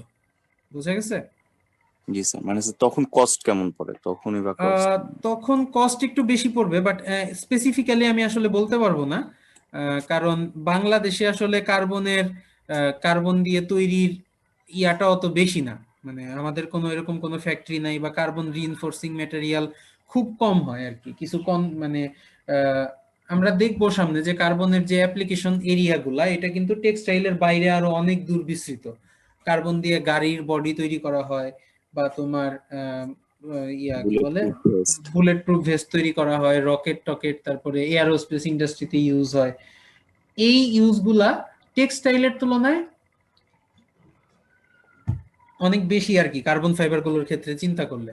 আর আমাদের দেশে আসলে ওই ইন্ডাস্ট্রি গুলা নাই বললেই চলে একরকম।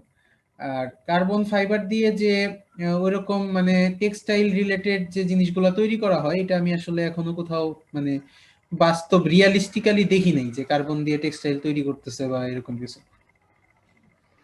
ওটা তাহলে টেকনিক্যাল টেক্সটাইল হয়ে যাচ্ছে না? টেকনিক্যাল বলতে এটা একটা ফাংশনাল টেক্সটাইলের কাজ টেক্সটাইল।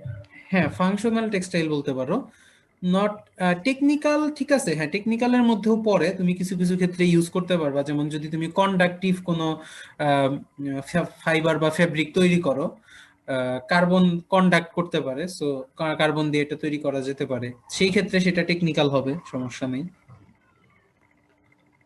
বাট আমাদের দেশে তো কাজ সেরকম মানে হয় না।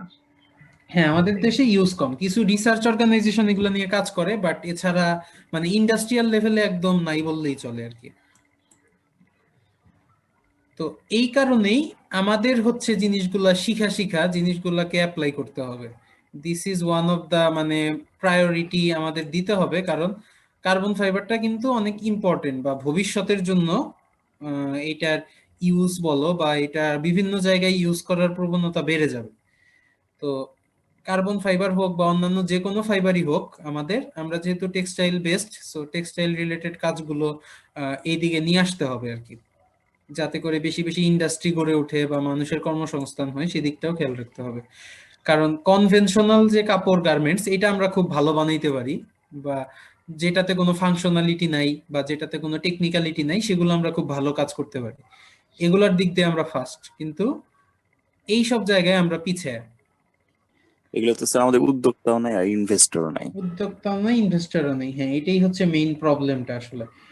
তারা হচ্ছে, কিন্তু তুমি যখন তাকে ডেমনস্ট্রেট করে দেখায় দিতে পারবা যে আমি আসলে পারবো, বা এটার মার্কেট এরকম, বা বাইরে খুব বিক্রি হচ্ছে, তখন হয়তো বা অনেকে মানে হইতেও পারে।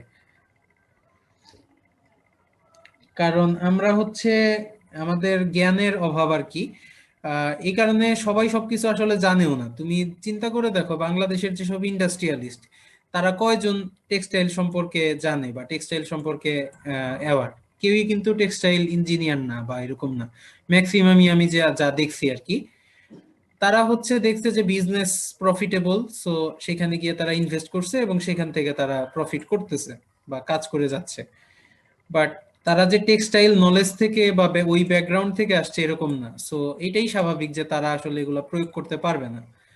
আর আমাদের কোয়ালিটি ইঞ্জিনিয়ার যখন আমরা প্রডিউস করব, তোমরা যখন চাকরি বাকরিতে যাবা, তখন তোমরা হয়তো বা R&D সেকশন বা ছোট ছোট কিছু প্রজেক্ট করে তাদের দেখাই দিতে পারবা যে হ্যাঁ এগুলা প্রফিটেবল হইতে পারে, সো তখন তারা হচ্ছে গিয়ে জিনিসগুলাকে মানবে।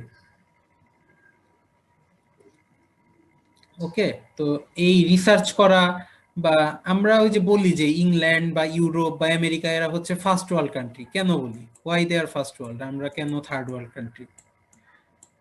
কারণ হচ্ছে তাদের চিন্তা করে দেখবা যে ওইখানে রিসার্চ বেশি হয়, তারা হচ্ছে রিসার্চ ফ্যাসিলিটি তাদের অনেক বেশি।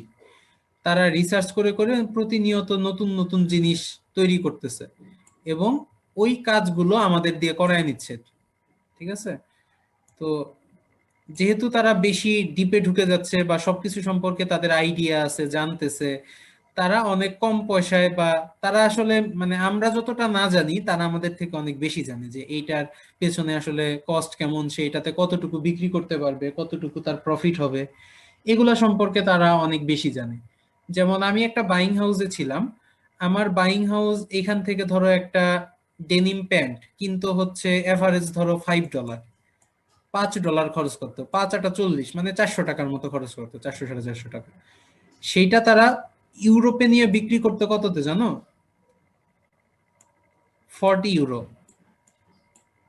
€40 মানে কত? 100 টাকা করে যদি ধরো 4000 টাকা, তাহলে তাদের প্রফিট মার্জিনটা কোন জায়গায় চিন্তা করো।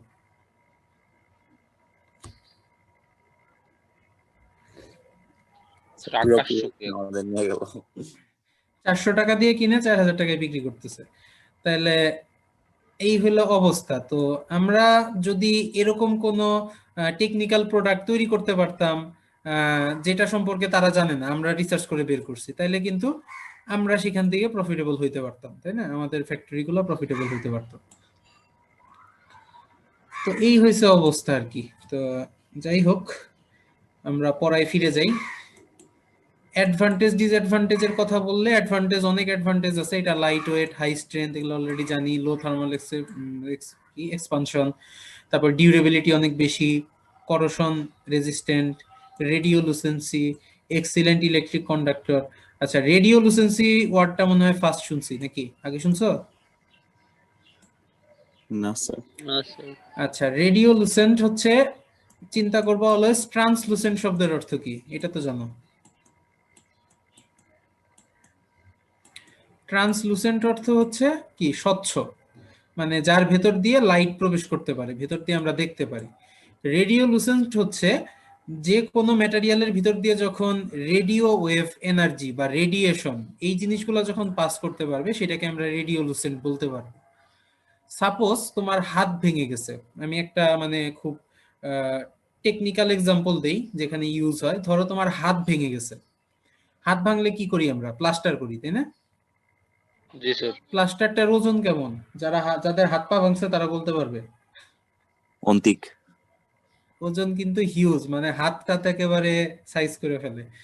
তো এই ক্ষেত্রে আমরা কার্বন ফাইবার কি ইউজ করতে পারি খুব সহজেই, কারণ প্লাস্টার যে পরিমাণ তোমার স্ট্রেন দিবে, কার্বন ফাইবারও কিন্তু তার থেকে কম স্ট্রেন দিবে না। কার্বন ফাইবার ইকুয়াল অ্যামাউন্টে স্ট্রেন দিবে, প্লাস এটা হচ্ছে লাইট ওয়েট, সো এটা খুবই হালকা। সো এটা তোমার জন্য একটা সুবিধা। তো হালকা হওয়াতে তোমার হাতও ব্যথা হবে না বা পা যেখানেই লাগাও ব্যথা হবে না। তো ধরো আমরা কার্বন ফাইবারকে ইউজ করলাম ফর ডুইং প্লাস্টার সামহাউ। তো আমাদের তো কিছুদিন পর পর এক্সরে করে দেখতে হবে যে আমাদের হাড়টা আসলে জোড়া লাগছে কিনা। তো সেই ক্ষেত্রে আমরা যদি রেডিওলুসেন্ট এই একটা ম্যাটেরিয়াল নিয়ে কাজ করি, এই কার্বন ফাইবার পড়া অবস্থাতেই কিন্তু তুমি বুঝতে পারবা যে ভেতরে আসলে কি হচ্ছে, কারণ এক্সরে তার মধ্য দিয়ে প্রবেশ করবে, বা এক্সরের যে রেটা আছে, যে ওয়েভলেন্থের রে পাঠায়, সেটা এর ভেতর দিয়ে খুব সহজেই প্রবেশ করবে এবং ছবি তুলে নিয়ে আসতে পারবে। সো বাস্তব উদাহরণ আর কি। তো এরকম টেকনিক্যাল কাজে কর্মে আমরা এটাকে ইউজ করতে পারি। ডিসঅ্যাডভান্টেজ যদি বলি, ব্রিটেল, এটা হচ্ছে অতটা ইয়া না, মানে এটার শক্তি অনেক বেশি, বাট নট এটা এতটা ফ্লেক্সিবল না। জিনিসটা ডাকটাইল, জিনিসটা ব্রিটেল, মানে তুমি বাঁকাইতে বাঁকাইতে একটা সময় এটা ভেঙে যাবে, নট মানে বেঁকে যাবে বা ফ্লেক্সিবিলিটি থাকবে এরকম না। ক্যাপাসিটি যখন পুশ কর বিয়ন্ড ক্যাপাসিটি চলে যাবে, তখন এটা মানে ভেঙে যাবে গ্লাসের মতো অনেকটা। Price high, complex manufacturing process, যেহেতু হাই টেম্পারেচার লাগে, এগুলা প্রসেস একটু কমপ্লেক্স হয় নর্মাল ম্যানুফ্যাকচারিং এর থেকে। এগুলা হচ্ছে অ্যাডভান্টেজ ডিসঅ্যাডভান্টেজ। আচ্ছা, তো আমরা শেষের দিকে, হ্যাঁ শেষ করে ফেলবো। এরপর আমরা একটা কম্পারিজন দেখাইছি। তোমরা কি কেভলার পড়তেছো? স্যার কি শুরু করছে কেভলার? না স্যার। কেভলার পড়ো নাই এখনো, বাট কেভলার পড়বা। কেভলার হচ্ছে ওয়ান অফ দ্য ফাইবার যাকে আমরা বলতে পারি competitor to carbon fibre. In case of tensile strength. Glass fiber এটা পরবর্তীতে আমি পড়াবো, বা এখন গ্লাস ফাইবার নিয়ে আলোচনা না করি, জাস্ট হচ্ছে আমরা কম্পারিজনটা দেখতেছি আর কি, টেনজাইল স্ট্রেংথে কেমন, কম্প্রেসিভ স্ট্রেংথে কেমন। তো এখানে যেটা দেখতে পাচ্ছি যে কেভলার ফাইবার যেটা, সেটা হচ্ছে তোমার কার্বনের থেকে tensile strength better, but compressive স্ট্রেংথে একদম লো। কার্বনের টেনজাইল স্ট্রেংথ এবং কম্প্রেসিভ স্ট্রেংথ বোথ মোটামুটি মোরলেস সিমিলার, কাছাকাছি। এটা হচ্ছে 13 ইন্টু 10⁻³ PSI, আর এটা হচ্ছে তোমার কত, এটা 11-র মতো, 11-র কাছাকাছি আর কি। তো মোরলেস সেম। এখন কম্প্রেসিভ স্ট্রেন্থ কম্প্রেসিভ স্ট্রেংথ, আচ্ছা, টেনজাইল স্ট্রেংথ হচ্ছে তুমি যখন স্ট্রেংথটা শো করবে, আর কম্প্রেসিভ স্ট্রেংথ হচ্ছে যখন তুমি দুই দিক থেকে চাপ দিবা তখন সে যে স্ট্রেংথটা শো করবে। ওকে, আচ্ছা, তো এখন একটা কোশ্চেন করি তোমাদের, রিয়েল লাইফ কোশ্চেন। ধরো আমার একটা গাড়ির কোম্পানি আছে, আমি গাড়ির বডি বানাবো। তো আমরা দেখতেছি মোটামুটি কার্বনও ভালো, কেভলারও ভালো। তো তোমারে বললাম যে তুমি খুব স্ট্রং একটা ম্যাটেরিয়াল চুজ করো for making a body of my car, তাহলে তুমি এখানে কোন ম্যাটেরিয়ালটাকে চুজ করবা, কার্বন নাকি কেভলার? স্যার স্যার কার্বন ফাইবারে তো ভালো কার্বন হবে, কারণ লাইট ওয়েট তো না স্যার কেভলার। ফুয়েল কনজাম্পশন কম হবে স্যার। আচ্ছা, ফুয়েল কনজাম্পশন, ওকে। আর যদি আমি বলি যে শুধুমাত্র স্ট্রেংথের উপরে ইয়া দাও, ফুয়েল আমার দরকার নেই, ফুয়েল বেশি যাক, তাহলে স্যার কার্বন ফাইবারই, কারণ স্যার গাড়ি তো স্যার দুই দিক থেকে টানার প্রয়োজন পড়ে না সাধারণত। গাড়ি থেকে তো স্যার দুই পাশ থেকে প্রেসারটা আসে, মানে কম্প্রেসিভ প্রেসারটাই তো পড়ে সাধারণত গাড়ির উপর অ্যাক্সিডেন্ট করার সময়, সেক্ষেত্রে। ভেরি গুড, ঠিক আছে। হ্যাঁ, কারণ একটা গাড়ি যখন আমি বানাবো দুই দিক থেকে টানার প্রয়োজন আছে, ঠিক আছে, সেটা সমস্যা নেই, বা টেনজাইল স্ট্রেংথেরও দরকার আছে, বাট কম্প্রেসিভ স্ট্রেংথটা এখানে ইম্পর্টেন্ট। কারণ গাড়ি যদি অ্যাক্সিডেন্ট করে, এটা যদি কম্প্রেসিভ কোনো স্ট্রেংথ না থাকে, তাহলে কিন্তু ভেতরের যে মানুষ আছে, ড্রাইভার আছে, তার উপরে ইম্প্যাক্টটা পুরাটা গিয়ে পড়বে। কারণ যখন কোনো কিছু এসে ধাক্কা দিবে তখন কিন্তু ওই ফাইবারটা ভেতরের দিকে কম্প্রেস হয়ে যাবে, কম্প্রেসিভ স্ট্রেংথ যদি না থাকে। আর আরেকটা উদাহরণ যদি বলি, যে ধরো আমি একটা বুলেট প্রুফ জ্যাকেট বানাবো, তখন আমি কোন ফাইবারটাকে ইউজ করব?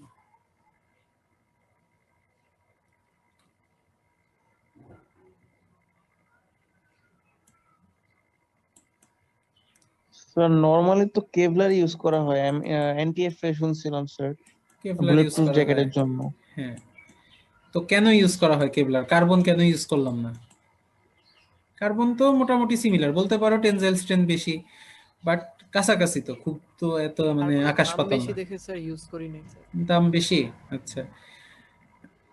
না, দাম বেশিটা রিজন না, রিজনটা হচ্ছে এই যে কম্প্রেসিভ স্ট্রেংথ এইটাতে কম হওয়াতে যেটা হয়েছে, ফ্লেক্সিবিলিটি বেড়ে গেছে, তাই না? কম্প্রেসিভ স্ট্রেংথ যত কম সেই জিনিসটা তত ফ্লেক্সিবল। তুমি ওকে যদি চাপ দিয়ে চাপায় দিতে পারো, সেটা ফ্লেক্সিবল, কাপড়ের মতো, তাই না?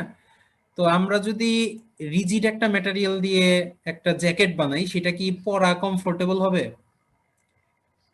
বা না স্যার। সেটা কিন্তু কমফোর্টেবল হবে না, আমাদের গায়ের সাথে লেগে থাকবে না, বা সেটা ওই যে আয়রন ম্যানের স্যুটের মতো হয়ে যাবে আর কি। আর যদি আমরা কম্প্রেসিভ স্ট্রেংথ কম থাকে, সেটা হচ্ছে মোর ফ্লেক্সিবল, সেটা মোর আমি কাপড়ের মতো বা জ্যাকেটের মতো ইউজ করতে পারবো। ইন দা মিন টাইম তার হচ্ছে টেনজাইল স্ট্রেংথ থাকলো, এই টেনজাইল স্ট্রেংথটা তাকে বাড়তে দিবে না। সো যখন একটা বুলেট এসে ওইখানে লাগবে, এটা যখন না বাড়বে, তখন কিন্তু সেটা আমাদের বডিতেও ঢুকবে না, ঢুকার কোনো চান্স নেই, যেহেতু এটাকে ভেদ করে সে যেতে পারতেছে না। সো এই কারণে বুলেট প্রুফ জ্যাকেটের ক্ষেত্রে মোস্টলি কেভলার ফাইবারটা বেশি ইউজ হয়। স্যার একটা জিনিস, যে কার্বন ফাইবার কি এরকম করতে পারতো না যে বুলেটটাকে সে হচ্ছে যেহেতু তার কম্প্রেসিভ স্ট্রেংথ অনেক বেশি, সে বুলেটটাকে রিফ্লেক্ট করলো, আটকায় দিল, ব্যারিয়ার তৈরি হ্যাঁ, করলো? সেও আটকাইতে পারবে, সেটা নিয়ে কোনো সমস্যা নেই, বাট আমি যখন ওয়ারেবল জিনিসের কথা বলতেছি, আমার কমফোর্টেবিলিটিটা দেখাটাও কিন্তু ইম্পর্টেন্ট, যে আমি যে জিনিসটা পড়তেছি সেটা কমফোর্টেবল হবে কিনা। মানে they are more or less equal in case of, মানে বুলেটকে আটকায় দেওয়ার ক্ষেত্রে তারা more or less equal nature show করবে, কারণ এখানে খুব বেশি পার্থক্য নাই। সো এও যেভাবে আটকাইতে পারবে, সেও সেভাবে আটকাইতে পারবে, কোনো সমস্যা নেই। বাট ইয়াটা হচ্ছে আমাদের কমফোর্টেবিলিটির জন্য আমরা কেভলার ফাইবারটা বেশি ইউজ করি আর কি। বুঝতে পারছো?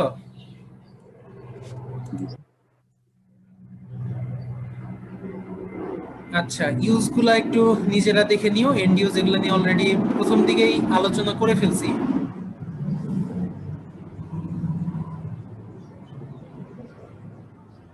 আচ্ছা, এয়ারোস্পেস, অটোমোটিভ এগুলাতে কেন ইউজ করি? ফুয়েল কনজাম্পশন একটা ম্যাটার, তারপরে হচ্ছে স্ট্রেংথ একটা ম্যাটার, তারপরে যে টারবাইন, যেগুলা টারবাইনের কাজ কি সবাই জানো? উইন্ড টারবাইন, জি স্যার, ওই যে বায়ু থেকে বিদ্যুৎ উৎপন্ন করে। বায়ু থেকে বিদ্যুৎ উৎপন্ন করা। মোহাম্মদ আলফাজ কিছু বলবা? হ্যান্ড রেজ করছো। স্যার স্যার আমরা কি স্যার ট্রেন আর লঞ্চের বডি কি স্যার কার্বন ফাইবার দিয়ে চাইলে বানাইতে পারি? ট্রেনার, লঞ্চের বডি হ্যাঁ বানানো যায়, বানানো যায় অবশ্যই, কেন না। মেট্রো রেল বানাবে?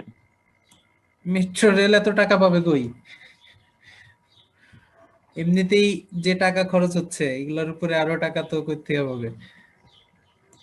বানানো যায়, এটা পসিবল না, মানে স্যার একটা সাইকেল দেখছিলাম স্যার, পুরো ফুল বডি কার্বন ফাইবার, ওটার দাম হচ্ছে স্যার 8.5 লাখ টাকা স্যার। তাহলে বুঝো, 8 লাখ টাকা দিয়ে যদি একটা সাইকেল কিনতে হয় তাহলে ট্রেনের দাম কত হবে? জি স্যার, সেটাই স্যার। স্যার বানাইতে পারলে ভালো হতো, আমরা অনেক বেশি আগাই। ঠিক আছে, তোমরা বানাইও, সমস্যা নেই, বড় হইয়া। আচ্ছা, তো এরপরে এই ওয়াইন্ডেড টারবাইনে কার্বন ফাইবার ইউজ করার একটা সুবিধা আছে। একে হচ্ছে এটা লাইট ওয়েট, কারণ বেশি ভারী হইলে বাতাস এটাকে ধাক্কা দিয়ে সরাইতে পারবে না। বাট যখন এটা লাইট ওয়েট হবে, খুব দ্রুত এটা ঘুরতে পারবে। দ্রুত ঘুরলে কি আমাদের বিদ্যুতের পরিমাণও বেশি হবে, এনার্জি উৎপাদন। Sporting goods, golf golf shaft, তারপরে র্যাকেট, তারপরে স্নোবোর্ড বা সার্ফিং বোর্ড, এগুলা অনেক কিছুই কার্বন ফাইবার দিয়ে এখন তৈরি হচ্ছে, ছোট ছোট জিনিস যেগুলো। স্যার একটা জিনিস, স্যার কার্বন ফাইবার কি এমনিতে মানে বাতাসের সাথে ফ্রিকশন কম হয় বা স্মুথ বেশি, এরকম কিছু আছে? এরকম না, এরকম কিছু আমি জানি না থাকলেও, বাট স্মুথনেস তো তোমার শুধুমাত্র যে কার্বন ফাইবারের স্মুথনেস তো তুমি দিবা, তাই না? কারণ স্মুথনেস, আমরা যেহেতু এটা ম্যানমেড ফাইবার, আমার সারফেস কতটা স্মুথ হবে এটা আমি আমি মানে করতে পারি, ডিটারমাইন করতে পারি, আমার সেই ক্ষমতা আছে। তো এইটা ডিপেন্ড করবে তোমার উপরে এন্টায়ারলি। এটা তুমি যদি কোনো টেক্সচারাইজেশন না অ্যাপ্লাই করো তাহলে তোমার স্মুথ হবে সারফেস, কোনো সমস্যা নেই। স্পিনারেটের হোলের শেপ যদি স্মুথ হয় তাহলে তোমার সারফেসও স্মুথ হবে। আচ্ছা, এই কারণে একটা জিনিস জিজ্ঞেস করলাম যে যখনই বলে কোনো কিছু সারফেস স্মুথ করছে ওরা বেশি বা কোনো একটা টেকনোলজির কোনো একটা জিনিসে, তখনই বলে যে এটা কার্বন ফাইবার দিয়ে ইউজ করা হয়েছে, এইসব বলে, এই জন্য আর কি জিজ্ঞেস। এটা আমার ঠিক জানা নেই, এটা সরি বলতে পারলাম না। আচ্ছা, স্যার এরপরে কার্বন ফাইবার কি হ্যাঁ, ডাইং করা হয় স্যার, মানে নাকি স্যার মানে ওর কালারে রেখে দেওয়া হয় স্যার? সারফেস ডাইং করা যায় স্যার? কার্বন ফাইবার আসলে ডাইং করা যায়, বাট ডাইংটা আসলে অতটা হয় না, অতটা স্ট্রংলি, মানে এটাকে আমরা বলি হচ্ছে কালার ফাস্টনেস, অর্থাৎ কালার কতটা ডিউরেবল, কালার কতটা লেগে আছে একটা ফাইবারের সারফেসে। তোমার হেয়ারিনেস বা এই ক্ষেত্রে তোমার ন্যাচারাল ফাইবার গুলা ভালো শো করে আর কি, কালার ফাস্টনেস এর ক্ষেত্রে, কারণ তাদের সারফেসটা অতটা স্মুথ হয় না, তাদের সারফেস রাফ হয়। এখানে এই ক্ষেত্রে সারফেস যতটা রাফ হয়, আমার ওই ডাই পার্টিকেল গুলাকে তত স্ট্রংলি ধরে রাখতে পারে এক একটা ফাইবার। তো সেই ক্ষেত্রে কার্বন ফাইবার ওইভাবে কালারেশন করা হয় কিনা এটা আমি কখনো কোথাও দেখি নাই বা পাই নাই, বাট এটা ঠিক আসলে আমার জানা নেই কালারেশন। কারণ ম্যাক্সিমাম ক্ষেত্রে হচ্ছে কার্বন কম্পোজিট আকারে ইউজ করা হয়, তো কম্পোজিট আকারে ইউজ করলে আসলে কালার দেওয়ার প্রয়োজন পড়ে না, কারণ কম্পোজিট আকারে যখন ইউজ করবা কার্বন ফাইবারটা ঢেকে যাবে সামহাও কোনো একটা ম্যাটেরিয়াল দিয়ে, সো সেই ক্ষেত্রে কালার দেওয়ার কোনো মানে নেই। আর যখন কোনো কিছুর বডিতে তুমি ইউজ করবা, যেমন ধরো এই যে সাইকেলটা বানাইছে, তো সাইকেলের বডিতে তুমি কালার দিতে পারো, বাট ওই যে আমরা নর্মালি যেরকম স্প্রে করে কালার করি বা মানে কোটিং টাইপের কালার, যেটা সারফেসের উপরে যে কালার সেইটা হিসেবে দিতে পারো। বাট আমরা টেক্সটাইলের ক্ষেত্রে যে কালারিং নিয়ে আলোচনা করি, টেক্সটাইলের ক্ষেত্রে কিন্তু বিভিন্ন রকম ডাই আছে, ডিরেক্ট ডাই বলে, রিঅ্যাক্টিভ ডাই, ভ্যাট ডাই, এরকম বিভিন্ন রকমের ডাই আছে। এক একটা ডাই এর মেকানিজম হচ্ছে এক এক রকম। কোনো কোনো ডাই সারফেসের সাথে বন্ডিং ক্রিয়েট করে, কোনো কোনো ডাই আমাদের একদম ফাইবারের ভেতরে ঢুকে যায় সলিউবল ফর্মে। আবার কোন কোন ডাই ডিরেক্টলি উপরে এরকম ইয়ের মতো লেগে থাকে। সো এক একটা ডাইয়ের প্রপার্টি এক এক রকম। যদি টেক্সটাইলের পার্সপেক্টিভ থেকে বলো তাহলে ওইভাবে এখনো পাইনি যে কার্বনটাকে ডাইং করা হয় কিনা। আর যদি নর্মালি যে এরকম ম্যাটেরিয়ালের পার্সপেক্টিভ থেকে বলো তাইলে ওইটা উপরে কালার করা হয়, স্প্রেইং করা হয়, কোটিং করা হয়, এগুলো করা হয় আর কি। ওকে, জি স্যার। আচ্ছা, তারপরে মেরিন ইনস্ট্রুমেন্টে বা ওই যে জাহাজ টাহাজের পাল টাল এগুলাতে অনেক কিছুতে ইউজ হয়, এনার্জি স্টোরেজ ডিভাইস হিসেবে ইউজ হয়, সোলার সেল গুলাতে ইউজ হয়, কারণ এরা খুব ভালো। এরপর 3D প্রিন্টিং এ ইউজ হইতে পারে। 3D প্রিন্টিংও কিন্তু খুব মানে রিসেন্ট একটা টেকনোলজি এবং খুব পোটেনশিয়াল যুক্ত একটা টেকনোলজি। 3D প্রিন্টিং সম্পর্কে আইডিয়া আছে কারো? জি স্যার। আচ্ছা, এটা হচ্ছে নরমালি একটা ম্যাটেরিয়ালকে 3D শেপে তুমি প্রিন্ট করে বের করে নিয়ে আসবা। তো সেই ক্ষেত্রে কার্বনকে তুমি ওই র ম্যাটেরিয়াল হিসেবে ইউজ করতে পারো, কার্বন দিয়ে জিনিসটাকে বানাইতে পারো, বা কার্বনকে রিইনফোর্সিং ম্যাটেরিয়াল হিসেবে ইউজ করতে পারো, কোনো সমস্যা নেই। তো সেই ক্ষেত্রেও এখানেও ইউজ আছে। কম্পোজিট, বিভিন্ন ফাইবার বা বিভিন্ন জিনিসের সাথে কম্পোজিট আকারে এটা ইউজ হয়, একটু আগে যেটা বললাম, রিইনফোর্সিং ম্যাটেরিয়াল বা অন্যান্য অ্যাপ্লিকেশনে। এছাড়া সিভিল ইঞ্জিনিয়ারিং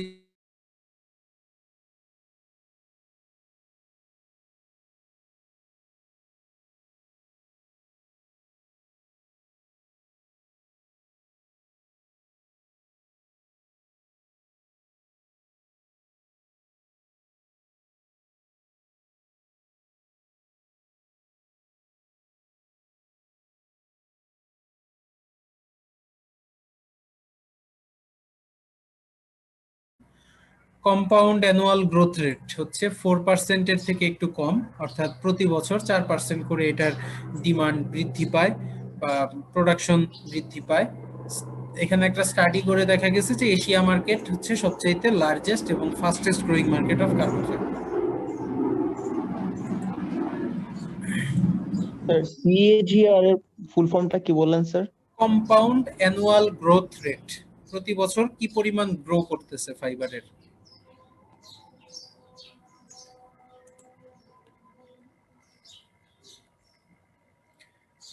আচ্ছা, এখানে কিছু কোম্পানির নাম দেওয়া আছে যারা কার্বন ফাইবার তৈরি করে, কিছু মার্কেট ড্রাইভার আছে যে কেন কার্বন ফাইবারের ইউজ প্রতি বছর বাড়তেছে বা এটার ইয়াটা কি। এখানে তোমার যে এয়ারোস্পেস অ্যাপ্লিকেশন আছে, ডিফেন্স অ্যাপ্লিকেশন আছে, স্পোর্ট ইকুইপমেন্ট ইন্ডাস্ট্রিতে অ্যাপ্লিকেশন আছে, এগুলা ওই নর্মাল কথাবার্তাই, এজন্য হাই গ্রোথ দেখতেছে carbon fibre.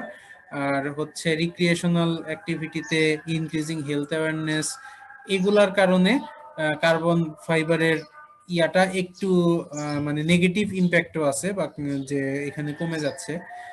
which is expected to drive market for PAN as a raw material, আচ্ছা, through the forecast at the recovery times. ওকে, এটা নরমালি কথাবার্তা। অ্যাপ্লিকেশন গুলো কোথায় কোথায়, এন্ড ইউজার কারা কারা, এখানে লেখা আছে, এগুলো নরমাল কথাবার্তা, নিজেরা একটু দেখে নিও।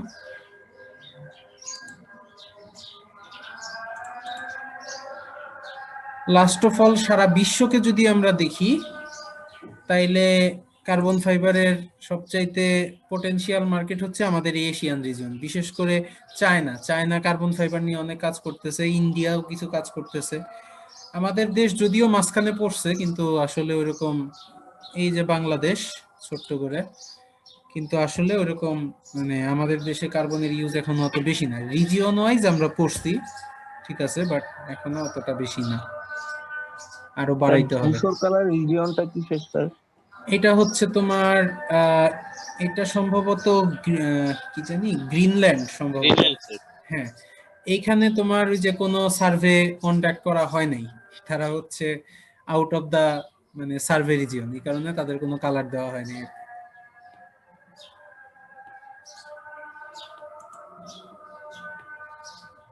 তো এই হইল অবস্থা। তো আজকে দুইটা ভিডিও দেখাইতে চাইছিলাম, একটা কার্বন ফাইবার ম্যানুফ্যাকচারিং এর ভিডিও, আর একটা হচ্ছে আমার ওই যে স্ট্রেস স্ট্রেইন কার্ভ যখন তৈরি হয় একটা মেশিনে কিভাবে তৈরি হয়, ইউটিউবে সুন্দর দুইটা ভিডিও আছে। তো আজকে কি দেখাবো নাকি নেক্সট ক্লাসে দেখাবো? আবার আজান দিয়ে দিছে আর কি। নেক্সট ক্লাসে। নেক্সট ক্লাসে। ক্লাসের শেষের আচ্ছা দিকে ধীরে সুস্থে দেখে। ঠিক আছে, তো এটা নিয়ে আলোচনা করব। আর আর আর নরমালি আমরা নেক্সট ক্লাস একটা ছোট্ট ওভারভিউ টাইপের পড়বো আরেকটা চ্যাপ্টার, সেটা হচ্ছে তোমার ওই যে গ্লাস ফাইবার, সিরামিক ফাইবার বা মেটালিক ফাইবার যেগুলো আছে এগুলো সবগুলা মিক্স করে একটা ছোট্ট ওভারভিউ, অত ডিটেলসে ঢুকবো না, জাস্ট দেখে যাওয়া, কারণ অতটা টাইম নেই আসলে এত ডিটেলসে ঢোকার। ওকে, তো কারো কোনো কোশ্চেন? আর ওইটা পড়লেই কি সিলেবাস শেষ? আমার পার্ট শেষ আর কি, মোটামুটি বলা যায়, বাট স্যারের পার্ট বাকি আছে আর কি।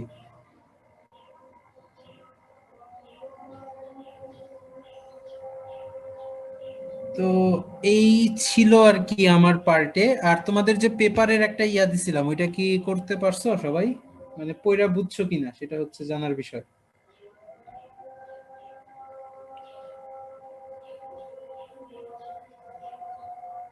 একটা যে অ্যাসাইনমেন্ট দিয়েছিলাম সবাই কি করতে পারছো বা করতেছো? Yes sir. আচ্ছা, লাস্ট ডেট তো মনে হয় চলে গেছে গতকালকে নাকি? স্যার আজকে লাস্ট ডেট। আজকে লাস্ট ডেট, আচ্ছা। তাইলে সবাই একটু ট্রাই করে দিয়ে দেওয়ার। এটা জাস্ট তোমাদের সেলফ ইমপ্রুভমেন্টের জন্য। তুমি মানে একটা পেপার পড়ে যদি ধরতে পারো তাহলে তোমার অ্যানালাইটিক্যাল এবিলিটি বাড়বে, প্লাস তুমি ওইটা নিয়ে কথা বলতেছো, সো তোমার ফ্লুয়েন্সিটাও একটু বাড়বে।